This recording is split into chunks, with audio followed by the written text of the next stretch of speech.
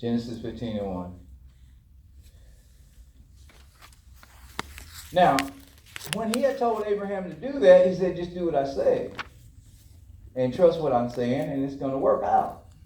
So Abraham just decided, all right, I'll do it. Some of us do that. Now, Genesis 15:6. Genesis 15:6. Now listen what it says. It says, and he believed in the Lord, and he accounted it to himself for righteousness. Now, we need to believe what God said and count it as righteousness. God said it, it's right. Y'all, let me tell y'all, if you save and you accept Jesus Christ, we know when God is speaking. Yeah. We do. Sometimes it ain't all that, but that's God talking. Now get back over there. He counted it as righteousness. I wanted to show you where I was going with this. Y'all, it's going to be a little, I'll be in the stream here in a minute, I think. Okay. Romans 1:16-17 again. For I am not ashamed of the gospel of Christ, for it is the power of God to salvation for everyone who believes, for the Jews first and then for the Greeks. 17 says,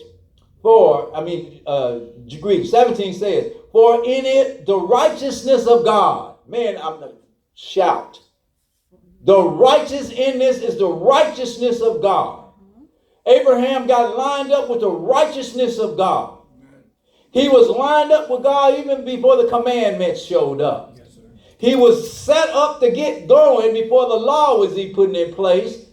And it wasn't what you consider sin because there wasn't nothing written down to follow.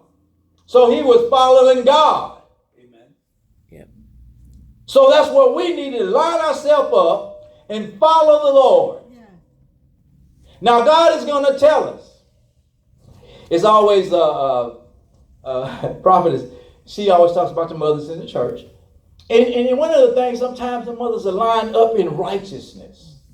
And what they'll do is they just tell you something you really don't want to hear. It ain't written down in stone. And they'll say, well, I remember back in Kansas, they said, well, baby, that's not right. What I asked this lady for anyway, I wanted it to be right. Now it ain't. Because God lined you up in righteousness. Y'all, sometimes the way you talk to somebody ain't right. That's right. Yeah. Yes. And so now you're out of God's righteousness. Mm-hmm. Somebody said, well, it's all right to give them a little piece of my mind. I'm going like, no. You can explain it sometimes. And then, I have to go back and erase myself when I do it sometimes. I say, now I didn't need to do all that. I got a little ridiculous with a man who I was working on my car. I had got a ding on my car. A rock came off the ground and it hit my car and cracked my windshield. So I took it back to the dealer and I said, look, I need to get this done. And the man was kind. He went in and found out some information from me and told me, he said, you're going to need to go to Cedar Park. And I was short and rude with the man. And I kind of talked up to him. Then I walked away. Then God got me right away. I down the road and I said, now that was ridiculous, man. Yeah. You didn't need to do all that. That's right. I went back and got the manager. He gave me another number. Y'all know what it turned out to be? The man that gave me the first number was the best number.